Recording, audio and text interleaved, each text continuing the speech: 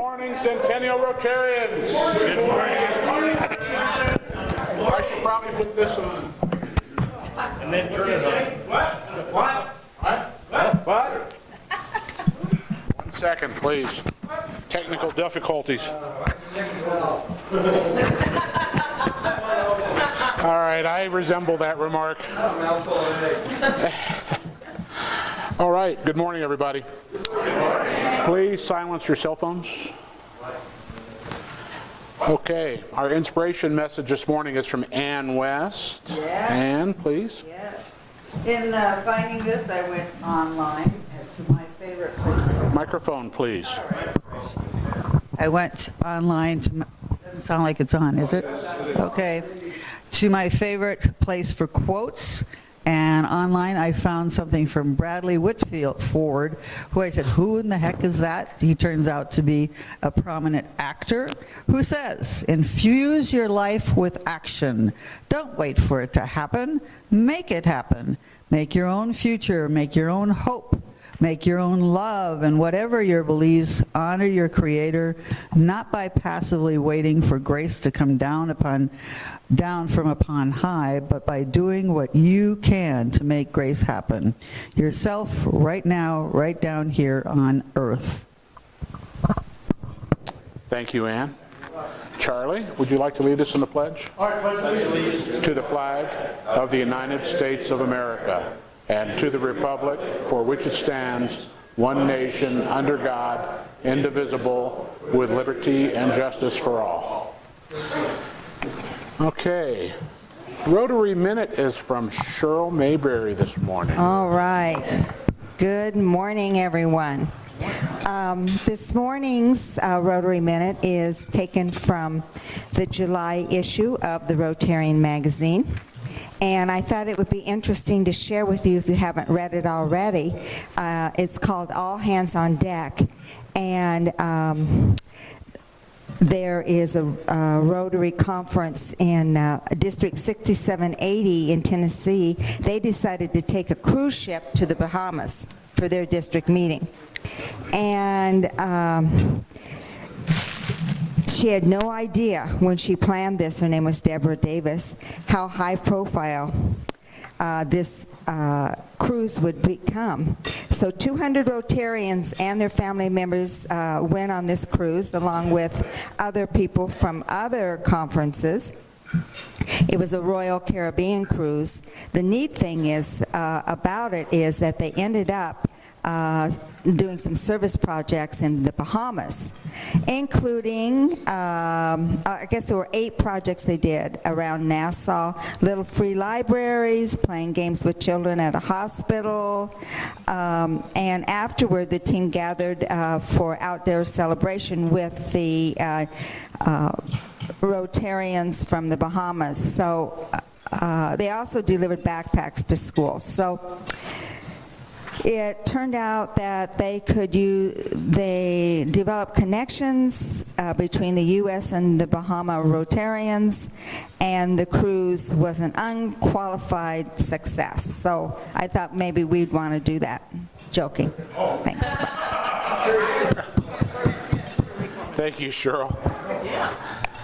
Okay, there's no business minute today. Where? It's not on the list.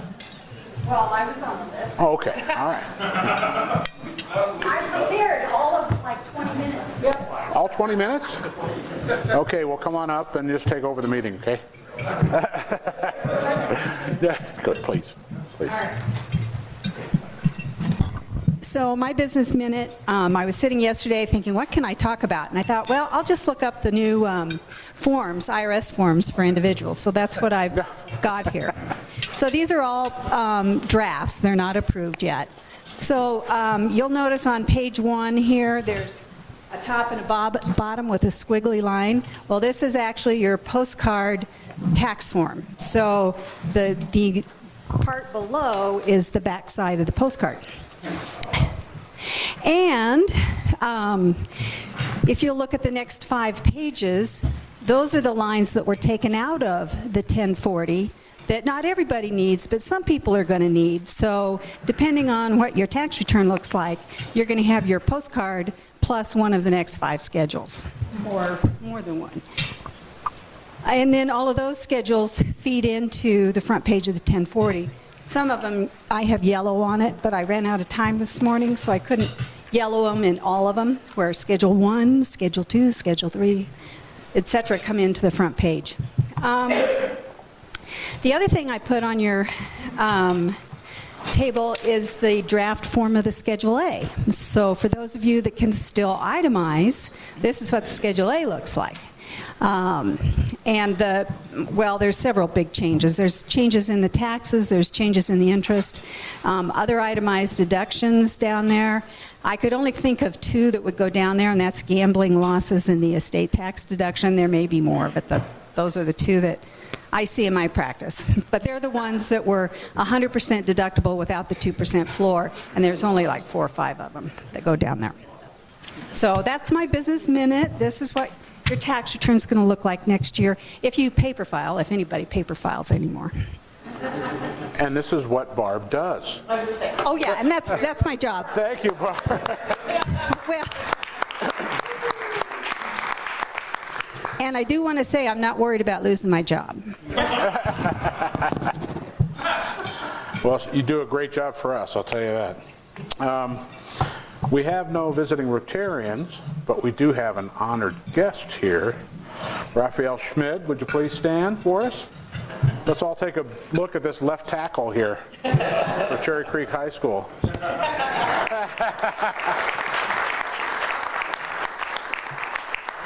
I do have to say we had a great little reception yesterday at the Dow's house for Raphael. We had a pretty good turnout, and had a chance to talk with Raphael a little bit and get to know him a little bit better. And boy, what a fine young man to have here in our district. So thanks, Raphael, for coming. Appreciate it. Okay, so we do have one birthday, and Kent, I think that you know what the date is, right? Oh, yeah. It's for Candace. Already got the card. And John and Karen Berry are having an anniversary, which I find hard to believe, but that's okay. Congratulations anyway. Okay, so have you taken a bite yet, John? Just kind of finishing one up. Red Wagon Ball, please. Would you please discuss it a little bit? Actually, I have a couple things to talk about today. First is, as you know, we sponsor quite a bit with Advocates for Children, which is the local organization for CASA. Several members of the clubs are volunteer CASA, including Karen, but some of our millennials are. So one of their big annual fundraisers is the Red Wagon Ball. We've supported that in the past, and we're supporting it again this year with 2 tables. 2 tables of 10. One of the tables will be primarily our millennial members, and so we have 10, actually 9 open seats for the Red Wagon Ball this year. I'm going to be there. My lovely wife would normally be there at my side, but she's going to be off gallivanting about the country. So I need a substitute date for the Red Wagon Ball. Now, be aware that she's going to thoroughly vet anyone who goes as my substitute date, so that will likely limit it to some of the more aesthetically challenged males in the club. Phil, by the way, you would qualify for that, be part of that. But anyway, the Red Wagon Ball is the 29th. I think it's in the over at the Hyatt Regency Denver Tech Center. Really a fun event, and we raise a lot of money for CASA and Advocates for Children. So anyway, let me know if you want to go, and we'll get you on the list. So again, we've got a table for 10 that's available and coming up. The second one, let me load the other phone since I don't remember any of this stuff, and I have to do that this Sunday. District 5450 is sponsoring a Rotary Peak hike. So Rotary Peak is up off of Loveland Pass. Raphael is going to be there. If you go, keep in mind that Raphael is from Switzerland, and And he hikes steep mountains, so be prepared to be crushed on that hike. But everyone's gathering at 8:30 in the morning on the top of Loveland Pass. It's actually, even though it's a high altitude hike, it's fairly easy. It's got some ups and downs, but nothing too out of control. Karen and I are going to go. Somebody needs to be last to make sure that there's no stragglers, so we will be straggling behind. So again, this on September 9th, 8:30 a.m. on the top of Loveland Pass. So let me know if you're going to come, but it's kind of just show up and go. All right? Thanks, John. And John, put me down for one of those. Red wagon ball, yeah. Dose. Okay. And John, are you going to be my date? If you ask, if you really ask. Ask him nice, John. All right. Looks like my peach queen, my peach princess, my peach whatever is, nobody's here from Peaches. Boy, I tell you, we must have worn them out this weekend, but I tell you what, that was a great turnout. Appreciate everybody that showed up and helped. We had that truck unloaded in about 15 minutes, I think. And distributed what, 341 boxes of peaches. Do you have any financials? I don't have all the money yet. I mean, I suppose I can tell you what I can. What do you think we made? I don't know. We paid 6, so probably close to 4. Yeah. Because we raised the price, because the prices for us went up, so we just raised $1. Because we raised the price, even though we didn't do the 353 or whatever it was last year, we probably made the same or better than last year. So $4,000 is a pretty good chunk of change. Thanks, Barbara. All right, Mr. Hope wants to talk about his favorite subject, underwear, and then something else, I think. Well, thanks to everybody's generosity. When I indicated that I would be a shopper for underwear last week, got $130 in Cindy and I shop. We got 131 pair of underwear. So as of today, not counting what's up here, we have 451 pair. Wow. 251 ladies, 250 for young men. So we'll be turning those in this week. So hopefully, maybe we'll have a few up here. Might have to get 500. So we'll be giving that to Integrated Family Community Services. So thank you. For your Ken, support. the interesting thing about that is that it's almost demographically perfect, 251 to 250. Oh. Female to male. There we go. Perfect. Did you Perfect. plan that, or? No, it was just pure chance. You're random. Anyway. And then lastly, we'll have a Christmas tree committee meeting next Tuesday. Just a reminder for everyone to gather and keep their paper boxes because they are the ideal container to pack our ornaments and lights for our event in December. So keep track of those, and we'll see everybody on the committee next Tuesday after our meeting. Ken, don't forget our meeting next week is at the sheriff's office. Yeah. Off-site. Ooh, thank you. I guess I better. I guess I better. I don't think that's going to be a problem if you want to stay in the room there. And Yeah, meet. we can do that. Okay, that's not I appreciate an it. issue. Thanks. Yeah, and which brings up next week's meeting. We have a great meeting scheduled for next week, and it is at the Sheriff's Department. We are going to be doing the award plaque for the Sheriff's Department Person of the Quarter, as well as having the director of the FBI, the Denver director of the FBI, give us a talk on anti-terrorism activities. It really should be a very moving day as well. So there'll be fire trucks out there if you guys want to play on the fire trucks and things. So please make sure you bring a friend. It's going to be a great program. Yes, Cheryl? The chief of the fire department is coming as well. He is. He has confirmed. Okay, perfect. Perfect. They say they're not going to run pending warrants, right? They're what? I didn't hear that. Oh, they're not going to run warrants. Is that what you said? Okay, okay. Is immigration going to be there? Okay, before we get to travel gifts, I just want to point out the poster that's over here on the right-hand side of the room. That is the new theme for our Christmas party this year. You are. You are. What's it say? Enjoy the Lord. Just seeing if you're actually looking at it or not. It's going to be held December 7th at Eagle Bend. We have the Grand Ballroom. We are going to have a ball, a real ball at this thing. We have a DJ. We have, you're going to have your photographs taken, mugshots basically. We're going to have raffles, and we're also going to be opening this up to some outsiders to come in and help. And that's to help with our auction. We're not going to be making money off of seats at the tables, but we will have some people to help boost our auction results. Tripp and Samantha and Tripp's wife have just been working tirelessly on this thing. So we've already gotten a confirmation that the mayor and her husband will be attending. They will be attending as our guests. And we're working on a few things. We wanted some people to have skin in the game, but I think that there's a way we can do some things in our budget so that members don't have to pay. Yeah. So it should be a great time. But if somebody reserves a seat and doesn't show up, we will bill them. So. See the black tie? No, it's not black tie. It's going to be Christmas, whatever. You want to wear an ugly sweater, wear an ugly sweater. And Jay said that he was going to come in swim fins and a tank top. So. All right. All right. So with that, travel gifts, please.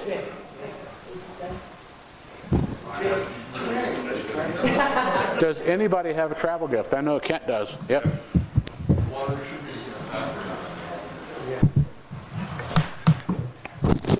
So, we were in our 49th state. Thank you. I never remember this thing. We were in our 49th state earlier this month, and we had a wonderful cruise as well as a week on the land. And we were in Denali National Park. This is a big trip for me because my goal before I kick the bucket is to attend or visit every national park in the United States. And so this is a big trip for me because I got 3 scratched off the list. And so we were in Denali National Park. There's a story, a long story, but we were in Juneau. And I told Ann that when we went to Juneau, the only thing I cared about was that I got to go to Alaskan Brewing. And the reason is that Alaskan Brewing brews one of my favorite beers. It's called a smoked porter.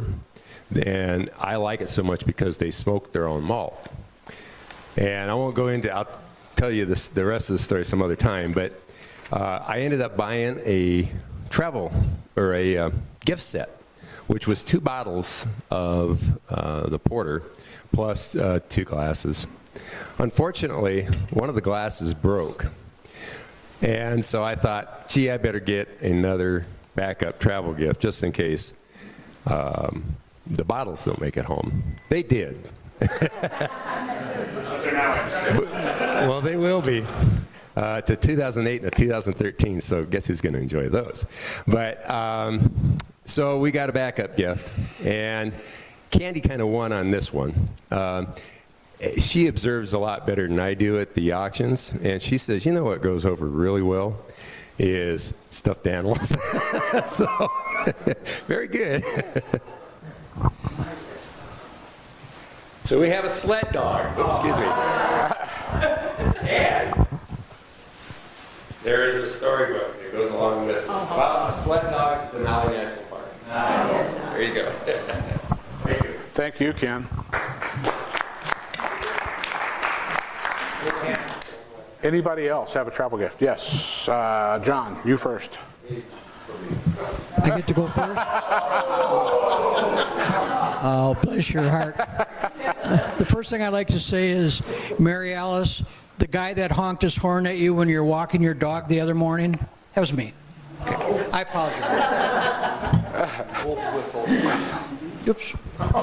Now, contrary to what we normally do, this is what's now known as a video travel gift. Maybe? Maybe. Okay. So, Karen and I were off again with the motorhome, and we, in our quest to procure a travel gift on that trip, we managed to find something that was made in California, purchased in Minnesota,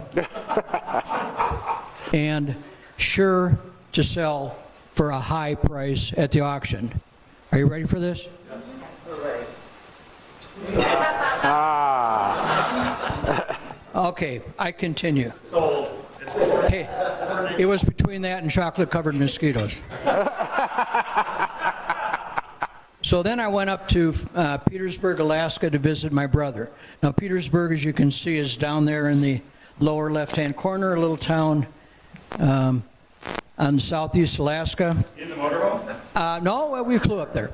And we, Petersburg is known for its wildlife and mainly the bald eagles that are in the area.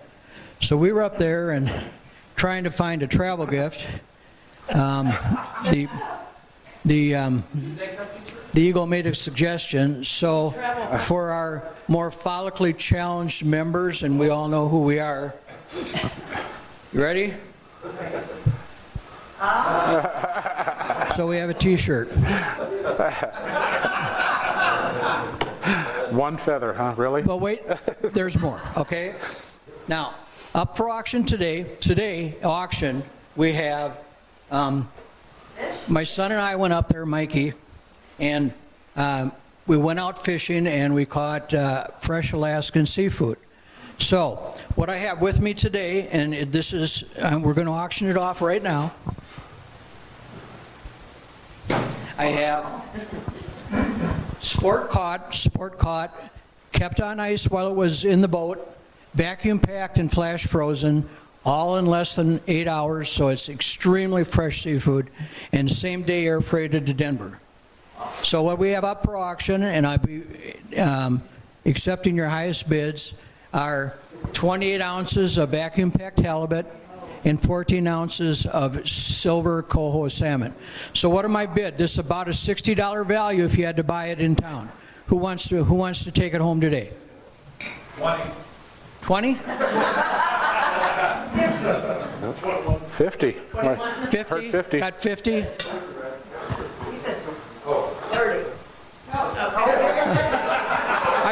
I've got 50. Who'll give me 55? We got 55? Anybody? We're not that good. 55 back there. Do we have 60? Retail value is $60. Anybody got 60? $60 here. Anybody else? Going once? Going twice? 70. 70. $70. Whoa. Who wants to outdo the mayor?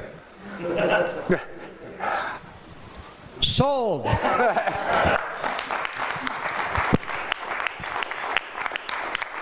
Wow, John, I think you just set new precedent for the meeting. Well, thank you, John. Well,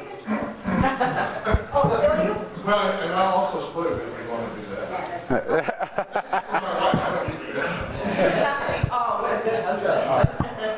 Okay, Mr. Bellum. Yeah. Can you cue up my slideshow now too, please? Okay, we'll have about 3 minutes for the speaker. Talk about rough after that. So I got something that has nothing to do with anywhere that I went. That's the kind of guy I am. And I don't even remember the vacation now because it happened so long I kept forgetting to bring it in here. But I wanted to get a travel gift, and so I went for something that wasn't local and that anybody could use. And it's a wonderful bottle opener. That's also an old golf club so it works with the drinkers and the golfers who drink, so that should be popular. And that's most of them. And it'll stand right there when you set it on your bar, and you can talk about the holes in one you did. So thank you for that. Great send off, John. Yes, 60. I want 75. Come on. Thank you, John. At least it's not a pair of coconut bikini top. Isn't that right, Mayor?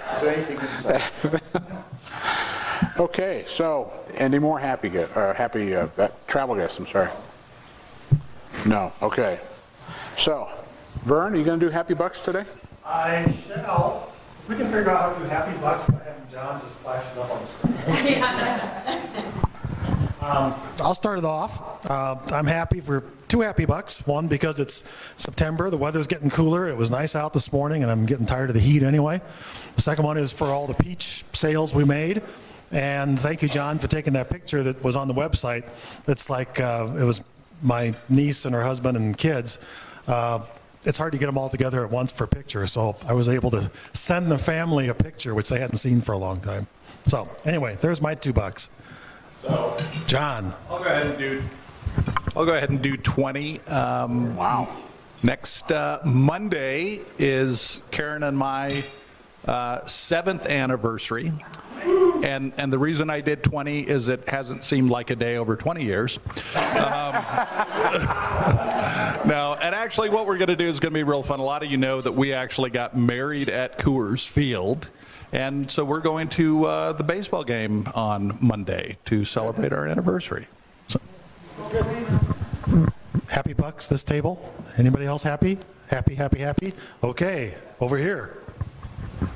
I'm happy because I'm home.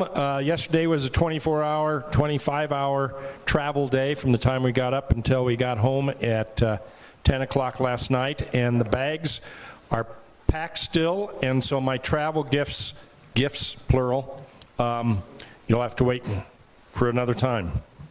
Where'd you go? Make sure it's Scotland and France. Huh. Hi. Good morning. I'm just happy to be here. Okay, back here. There's happy bucks. Good morning. I have 5.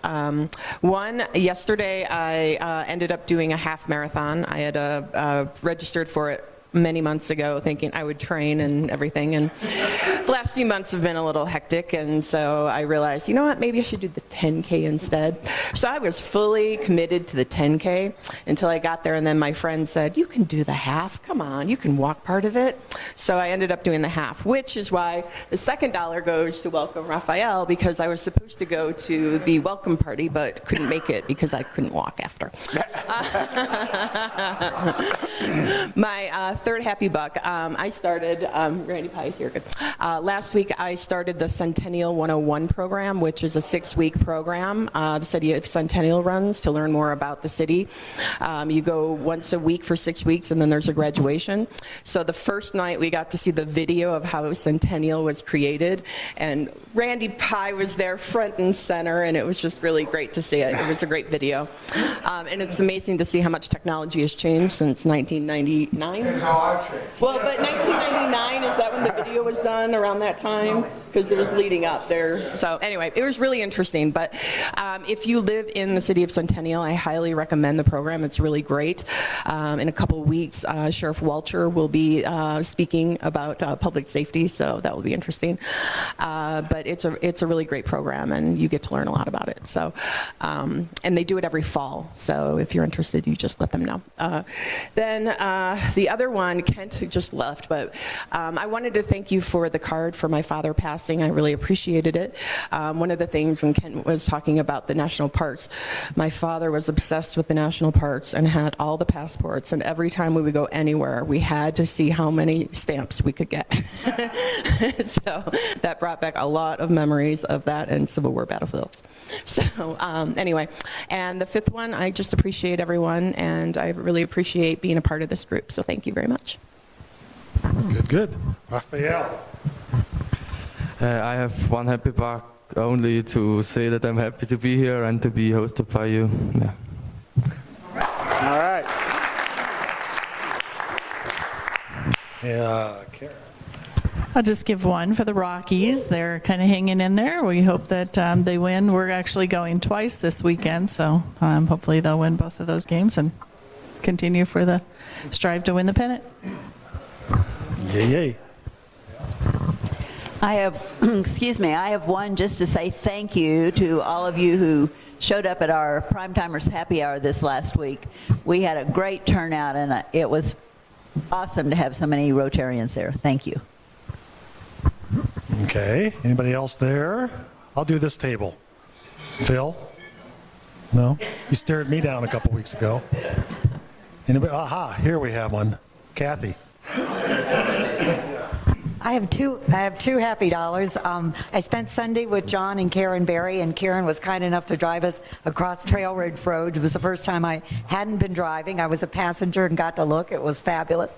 And then went to the Rockies game last night, and that was the third game I've been to that we won in the last innings of the game, so it was really exciting. So great to be there. I have two, baseball all around. First time this late in the season ever that the Rockies are in first place on the West Division. So, as Karen said, hoping that they win the pennant this year for the first time in history. So I was there at the game yesterday as well. It was awesome. And second, my son's playing for Regis Jesuit. Today's his first game, so that's a happy buck. Hoping he does well. Excellent. I'll be back with you to the IOUs after Cheryl. I have to make an announcement, namely because Jay just told me about it.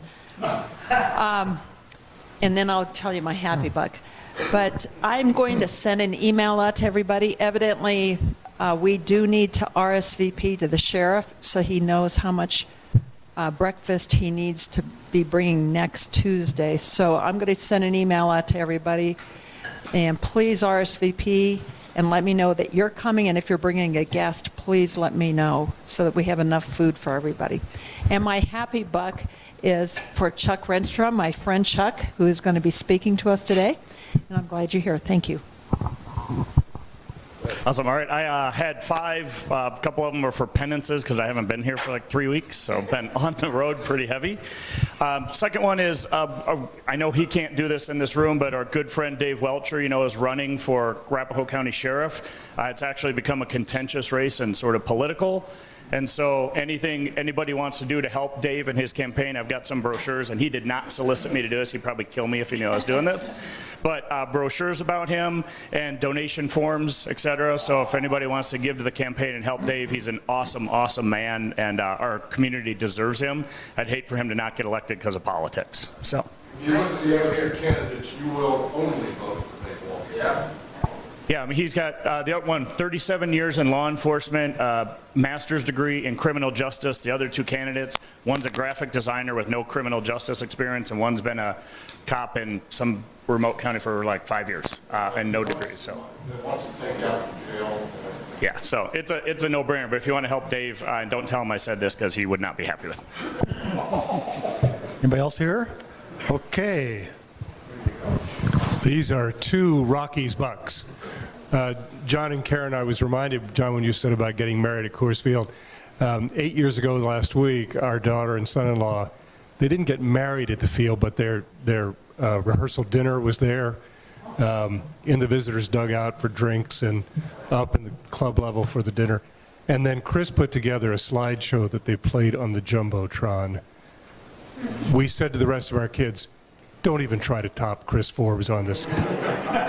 Well, those 2 kids, our children, and their 2 children were at the game yesterday, so go Rockies. Randy.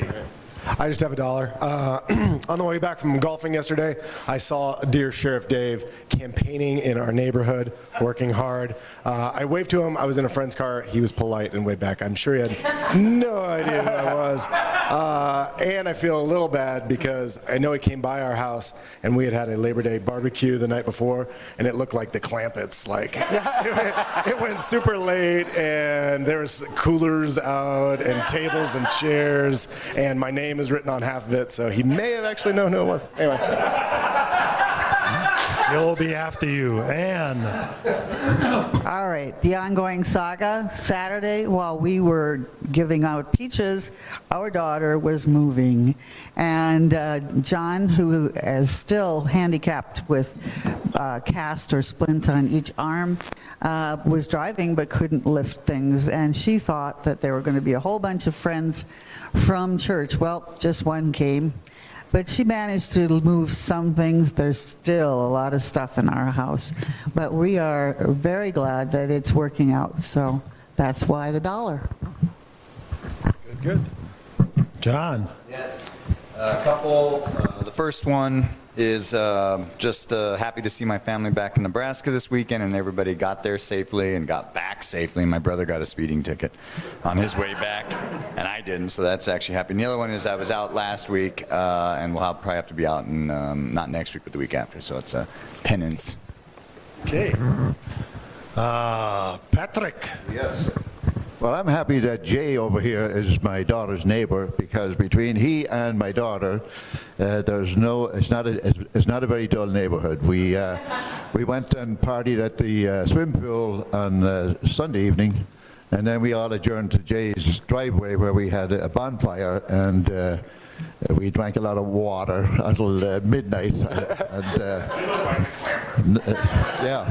So that's one daughter. The other daughter is for, I'm happy to be going back to my hometown in Ireland, and where I looked up Rotary in my hometown. There is a Rotary club there, and I hope to go there. I lived there for 24 years, but all the people that are there, I'm sure I know some of them, but they're all my age, but I don't recognize anybody. But it ought to be fun trying to figure out. And I do hope to catch the leprechaun and bring him back here, and I'll auction him off here as well. Just look to your left. You can catch him real quick. John. Hi. I can't remember what I was going to say now. In all sincerity, the Peach Drive was great. My thanks to Jeannie and Diana and everybody else that worked so hard on it. And what a great event. So I'm happy about that. By the way, if you want to look up my hometown, it's spelled, it's Drogheda, Drogheda, and maybe you'll see me in the picture next week somewhere. Anybody else? Okay. All right. Well, I have 3 happy bucks. The first one is just because Dee is recovering so well from that surgery. She's actually driving now and starts physical therapy. So hopefully in another 10 weeks, she'll be cleared totally from the operation that she had on her neck. So that's great news. The second one is, you guys remember that my business won the Excellence and Innovation Award from Corporate Livewire 2 years in a row. We were just selected to win again for 2019.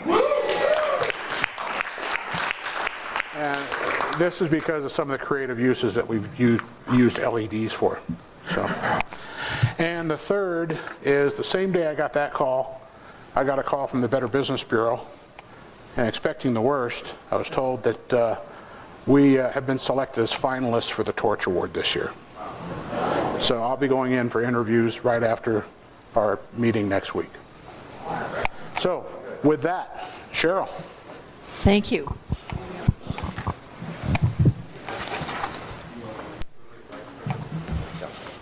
I am pleased to introduce to you my friend, Chuck Renstrom. And Chuck and I go back many, many years. I used to wake up to the radio, KLIR, KRKS, where he was a radio announcer for starting out at the age of 17. He worked there for 11 years. And then he left there to become a photographer, both landscape, portrait, and wedding photographer. After that, he sold his business and he began a digital print business, which then eventually led to another company that he formed called Double Take. And that's where I was kind of reunited with a friendship that started on the radio. I never knew the man until I showed up to find out. I was referred to him because he had this incredible studio and reprint business where he could take my artwork and reproduce it and make it look like the original. I was just blown away. And he was doing museum quality reproductions. And that company was called Double Take, and he sold that just a few years ago. And at the time he said, Cheryl, I'm selling Double Take. You'll need to find somebody else because I am going to write a book. And he's going to be telling you about this book, but he has done over 10,000 photographs in the state of Colorado on fossilized rocks. And he recently published this book, which he has copies up here.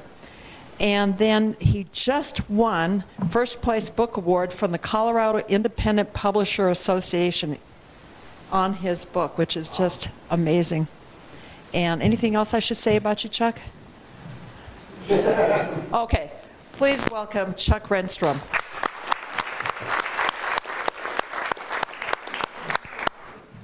We're going to turn off the lights so you can see the photographs real well. Do we have a book or something we could put?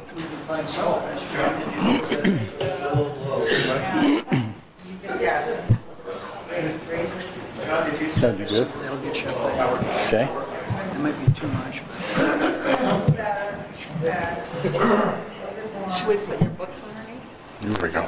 That's good. Could do that. Let's get, is that okay? Good. Okay. Let's put 3 on each side. 3 on each side? Yes.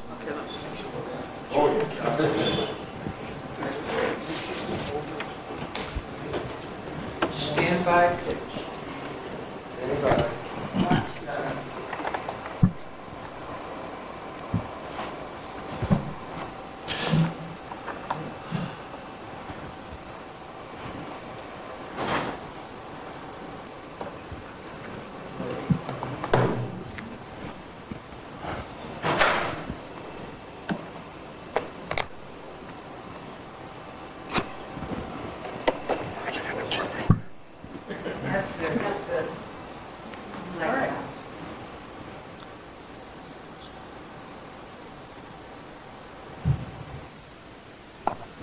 Thank you. I saw the bulletin on the table this morning, and I love that thought of the day. And it reminds me of recently I was walking through the neighborhood and not paying attention to what I was doing or where I was going. And I stepped off the curb and started to cross the street. And I noticed that I got partway across the street and a car was coming right at me. So I decided to get back to the sidewalk. So I turned and I started walking back towards the sidewalk. And the car changed lanes and it was still coming right at me. So I decided I better get to the other side after all. So I turned and I started running across the street to the other side. Well, the car changed lanes again. It was still coming right at me. So I froze right there in the middle of the street. I thought I was done for. At the very last second, that car swerved, just missed me by inches, came to a screeching halt. The driver rolled down his window, and it was a squirrel. He said, "See, it's not as easy as it looks, is it?"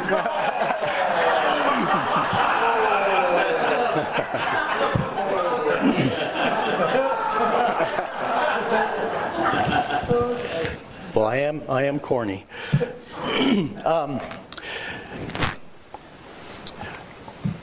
I wrote a book called Do You See What I See?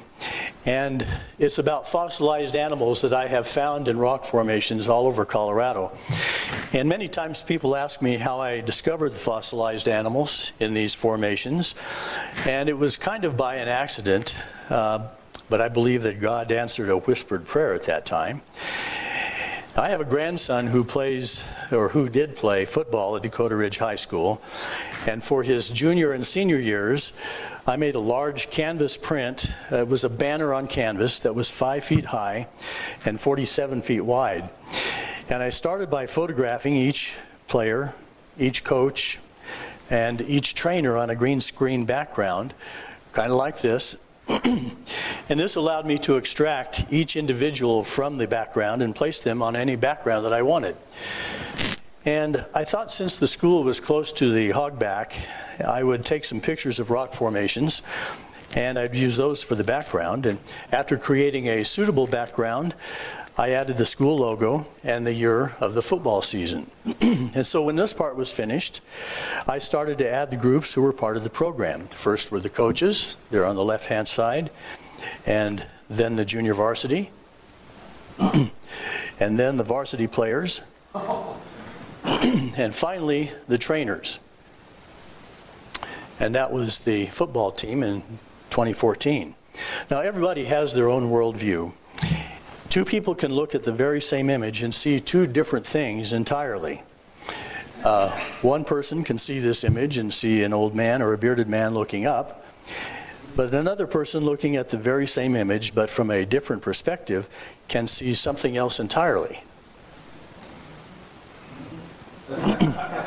So here we have the same image, but rotated 180 degrees. Or how about this image? You see the old lady with the protruding chin and the large nose? You still see her? Now do you see the young lady? She's looking away. They're both there in the very same image, in the same illustration, but what we see is determined by our own interpretation. Well, studying the many photographs that I took, I began to see shapes that were different than just random rock formations and chunks of rock. I saw a couple of animals which seemed a little odd, since Colorado is the state with the highest average elevation of any state in the United States. So what were they doing here at a mile above sea level? Well, there's a story from the Bible that tells us what happened. And God saw that the wickedness of man was great in the earth, and that every imagination of the thoughts of his heart was only evil continually. And it repented the Lord that he had made man on earth, and it grieved him at his heart.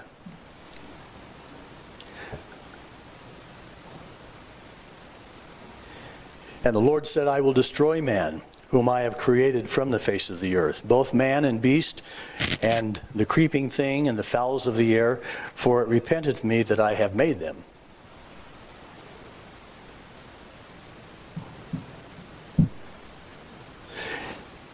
And God looked on the earth, and behold, it was corrupt, for all flesh had corrupted his way upon the earth.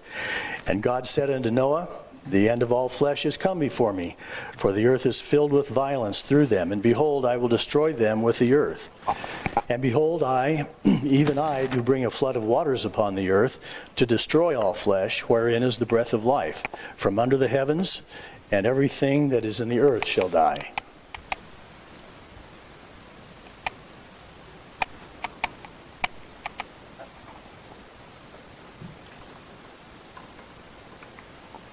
Now, in the 600th year of Noah's life, on the 17th day of the second month, on that very day, excuse me, all the springs of the great deep burst forth, and the floodgates of the heavens were opened, and it fell on the earth 40 days and 40 nights.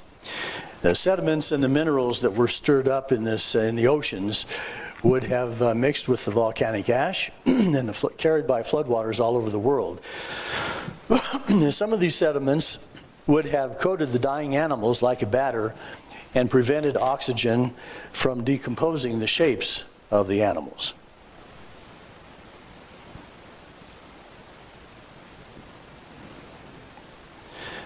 For 40 days, the flood kept coming on the earth, and as the waters increased, they lifted the ark high above the earth. The waters rose and increased greatly on the earth, and the ark floated on the surface of the water. They rose greatly on the earth, and all the high mountains under the entire heavens were covered. The waters rose and covered the mountains to a depth of more than 15 cubits. A cubit is about 18 inches, which would make the depth of the water covering the highest mountain 22.5 feet.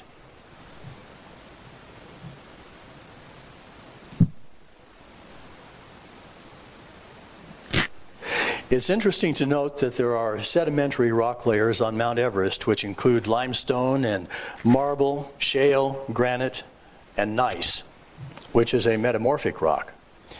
The upper formations on Mount Everest and neighboring Lost Mountains are filled with marine fossils. Mount Elbert now is the highest mountain in Colorado at 14,400 feet. And Mount Everest was covered by 22 feet of water at its summit, so that would put Colorado's highest peaks almost 3 miles underwater. And there are marine fossils on all of Colorado's highest mountains.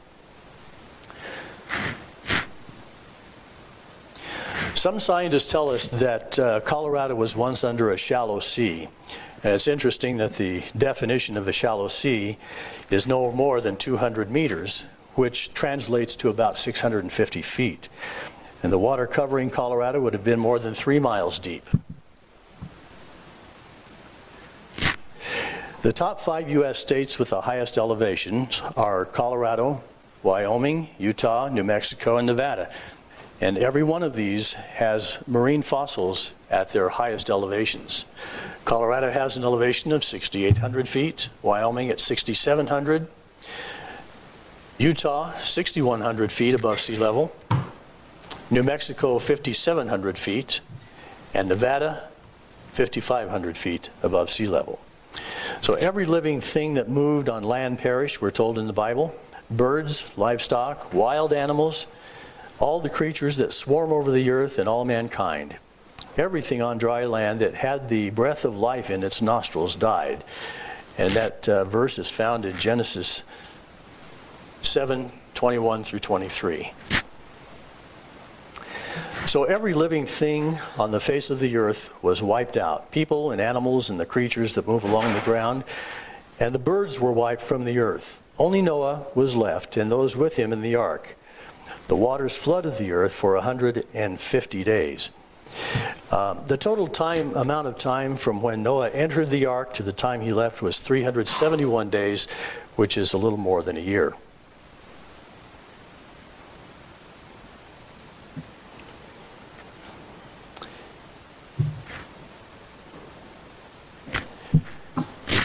After decades of theorizing and searching, scientists are reporting that they have finally found a massive resource of water in the Earth's mantle. A reservoir so vast that it could fill the Earth's oceans 3 times over. This discovery suggests that the Earth's surface water actually came from within as part of a whole Earth water cycle rather than the prevailing theory of icy comets striking the Earth billions of years ago. They have discovered an ocean of water at 620 miles below the Earth's surface. 2 separate studies found evidence of oceans of water in Earth's lower mantle. The first study found a water-filled mineral called brucite that exists in the deep Earth. A second study found that this water is much deeper than any seen before. It's unclear how much water is being stored, but these studies suggest that it could be much more than all of the oceans of the Earth put together. And this is a statement from Sebastian Anthony, who was the Extreme Tech senior editor.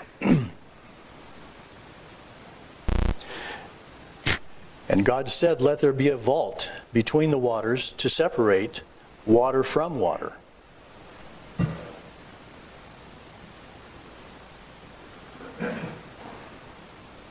So let's look at some of the creatures that were carried by these floods.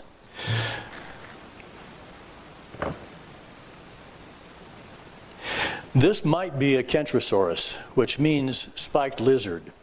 And it grew to about 17 feet in length, and is believed to have weighed about 2,000 pounds. And while I don't know what this is, I believe it is a sea animal. And it's interesting that a land animal and a sea animal were deposited together in the same place.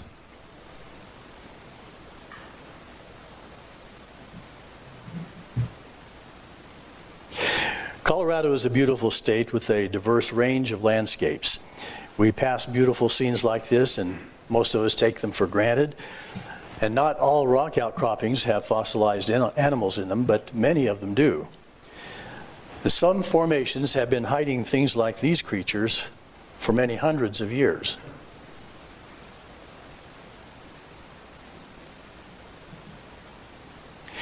In the same area, only a few feet away, is the leg of a dinosaur. The surviving portion of this leg is about 8 feet in length, and you can see the knee joint right there.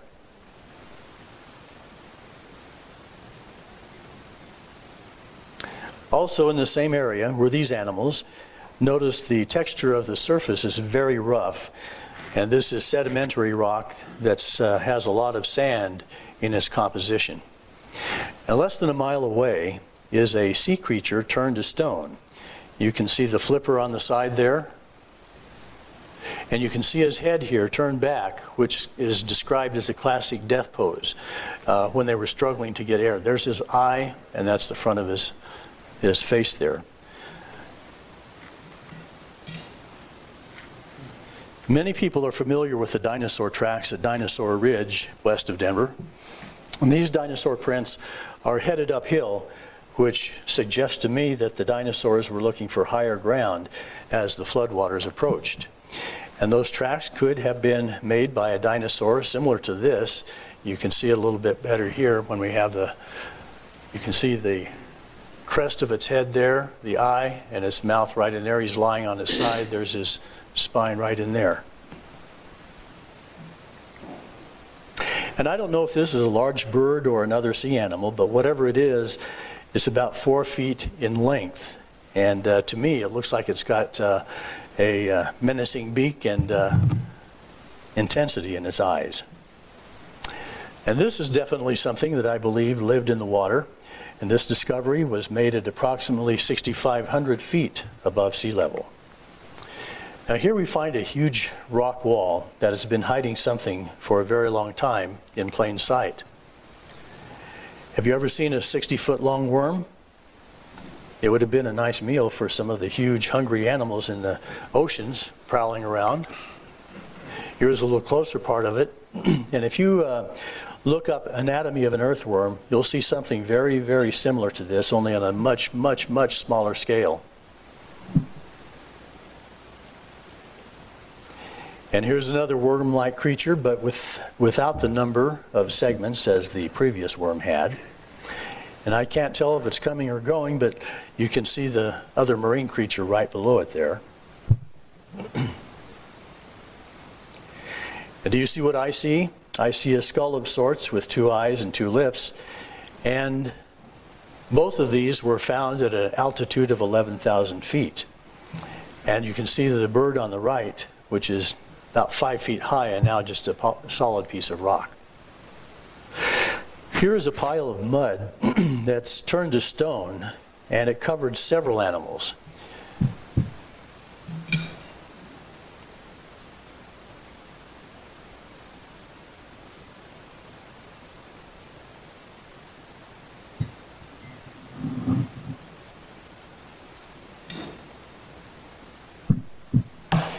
And to me, this looks like something that's lying on its back. And you can see 2 flippers there. There's one right there, and there's one right there covered in pine needles. And you can see the skull on top there, you know, with the teeth there. And there are other things in this area as well. Now, to hunters, this might look like a wild turkey, but I believe that it's definitely some kind of bird. And there are other things in here as well. You can see the teeth of something there. There's something over here.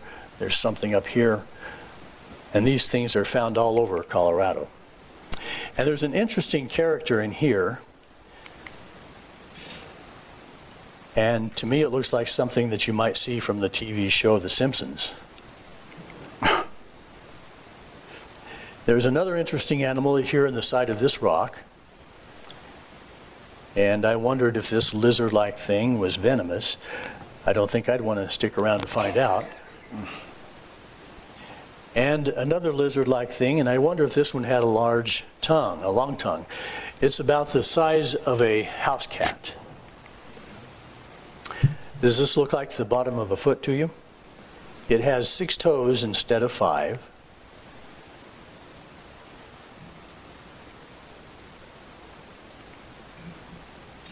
And the Bible talks about giants having 6 toes and 6 feet. In fact, as we look at this picture here,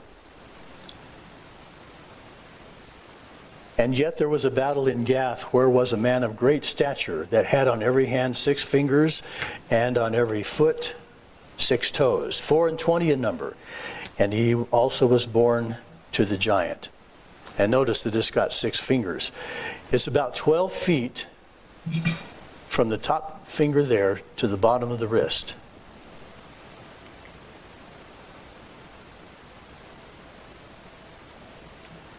Now there are skulls all over Colorado, and some are just bones, some are turned to stone, and this one is located in Jefferson County at an elevation of 5,500 feet above sea level. And this is the head of another large animal, but notice its tiny little eye right in there. Let's take a closer look at that.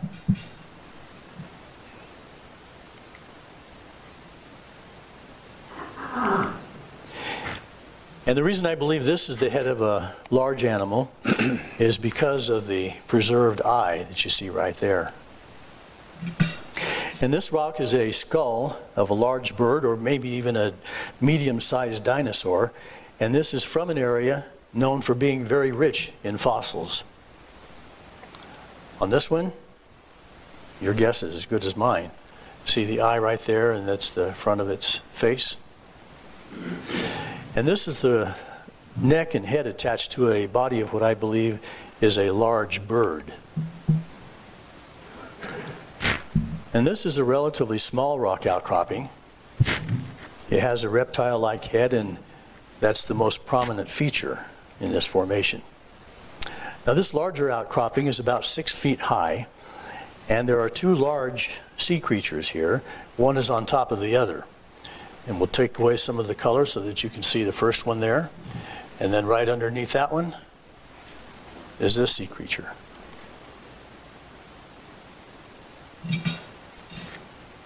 Among the several animals of this group of rocks, this one is the most prominent, but there are others in this rock formation. And I don't know if this thing lived on land or in water, but notice you can see the eye there and the beak, and then notice these scales. It's covered with scales. And many of you maybe have seen this before out on Rooney Road, and I wish I knew what was underneath these plates, but I'm told that the soil conditions are such that cause the things below the soil, the surface, to disintegrate very easily. And I believe that there are several animals here, large animals, seeking higher ground. All of the animals were somewhat deteriorated in this formation, but they just left the overall shapes of the animals intact. And this might be a supersized swan or another aquatic bird. The distance from the front to the back of the head is about 24 inches. Also west of Denver, there are a number of rocks that show simple invertebrate animals. This one is only about 2 inches in length. I know it looks bigger on the screen. And this one is about 3 inches. Here's a rock wall that's comprised of many layers of sedimentary rock. And these encrusted animals were carried and deposited by the floodwaters, I believe. You can see some of them here.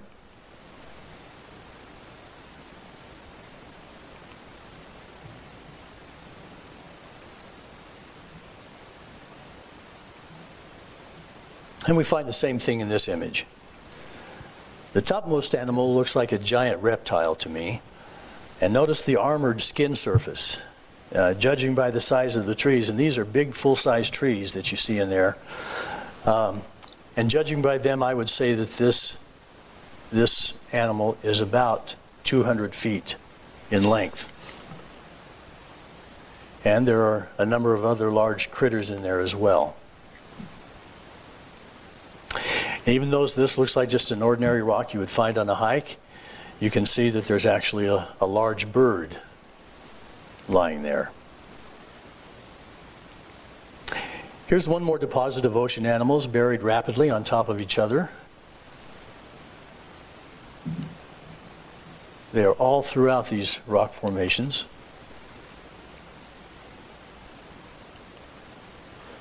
And scientists estimate that between 75% and 95% of all animals who once lived on the earth are now extinct.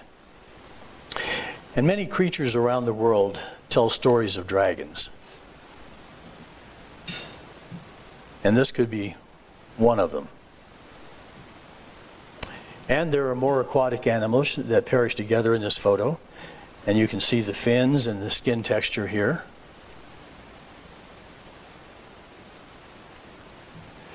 And things discovered in this rock have evoked statements like, "I'll never look at rocks the same way again."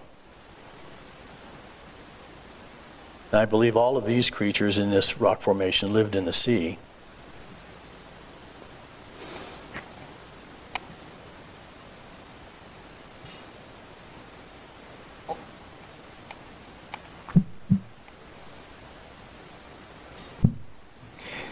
Another rock formation that's beautiful in its own right.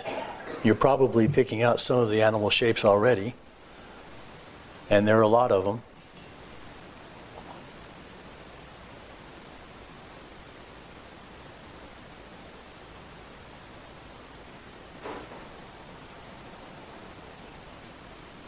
And also attached to this same rock structure, we find things like this.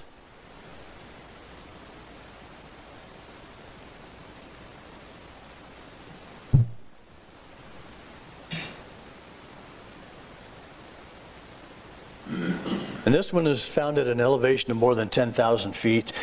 And there are many marine animals in this location that have been fossilized into rock, from very small ones to very large ones. And you can see that the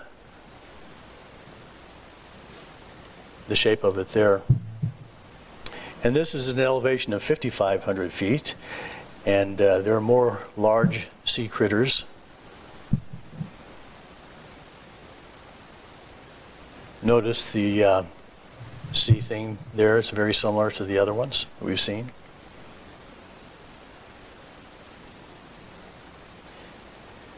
And wouldn't it have been interesting to see these animals alive from a distance anyway? This is I think is like a seahorse or a dragon. Is about 8 feet tall, and it is found at an altitude of 8,500 feet. And some other things that are in there as well.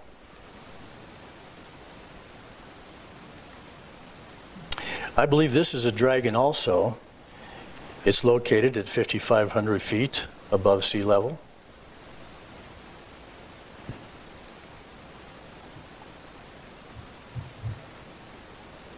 To me, this looks like an alligator or a crocodile. 5 minutes. And a multitude of animals together in this photo.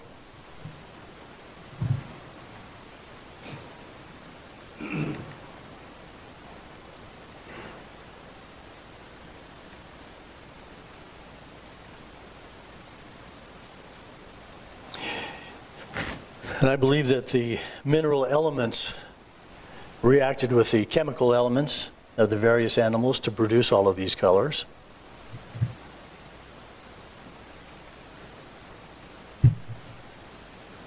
And the formation is just full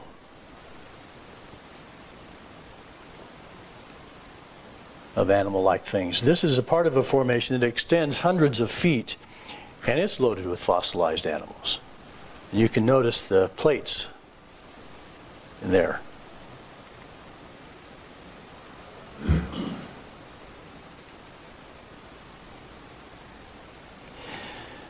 Now, people see different things in this image.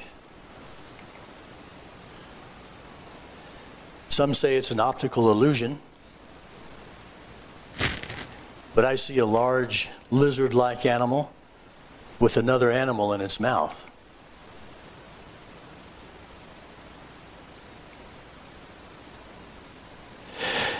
And with the menagerie of animals on land and marine and dinosaur tracks all in the same area, one can easily see how floodwaters could account for what we see and all the devastation that it included. And we're fortunate to live in a state where so much evidence exists that reinforces the biblical account of the worldwide flood that occurred around 4,500 years ago.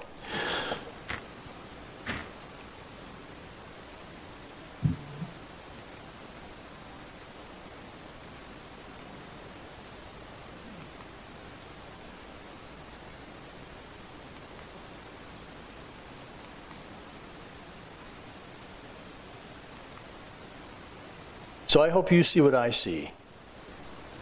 Thank you.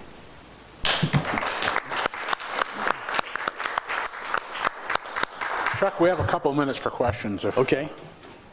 I do have a question. Yes, sir. How many of these, or have all of them been tested to demonstrate their fossils? Well, to my knowledge, none of them. I don't know. I'm a photographer, and so I'm going by what I see. And there's too many of these things all over the state for me to. Now, I think that a lot of the pictures I have here have not ever been seen before. And I did not disclose the location of them other than the counties that they're in my book, because I don't want them destroyed or, tampered with or removed. I mean, it'd be nice to have them tested so we can be certain that they're fossils, right? Because otherwise it seems like seeing shapes on a cloud. Right. Well, yeah, some people have said that. But the argument against that is that I have found identical things in different locations. And the chance of those being randomly formed by water and erosion are just zero. Any other questions? Well, once again, Chuck, we donate books to a small library up in Denver, and in each book we put a book plate for our speakers. This is yours. Thank you. We appreciate you coming by and giving us this beautiful photography. Thank you.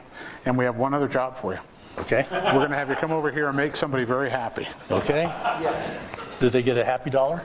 They get more than that if they win. I'm sorry. Just read the last three. 680. 680. 680. What? 680. Not me. It's Who is it? right here. Oh, there we go. The fix is in, but what can we do here? I'll hold that for you. Yeah. Let me make sure that that blue marble's in here. There it is. I see it.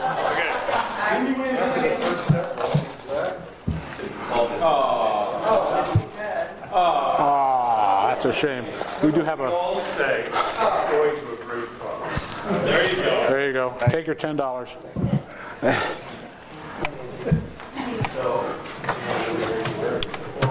Thanks again, Chuck. I appreciate it. Thank you. Okay, so would everyone please stand and join me in the things we think, say, and do? Is it the truth? Is it fair to all concerned? Will it build goodwill and better friendships? Will it be beneficial to all concerned? Have a great day, everybody.